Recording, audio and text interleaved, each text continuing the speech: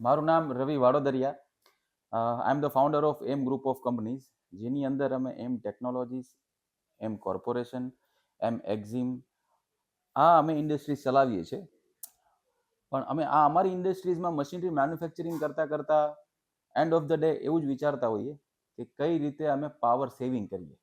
તો આ સંદર્ભે અમારી એકવાર મિટિંગ થઈ ફોરસેલ એનર્જી સાથે, અલ્પેશભાઈ ભંડેરી સાથે, અને મારા સારા એવા મિત્રો છે.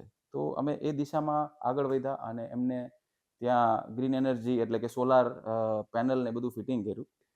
અને એમનો સપોર્ટ, કસ્ટમરને સેટિસ્ફાય કરવા માટે સૌથી જરૂરી વસ્તુ શું છે?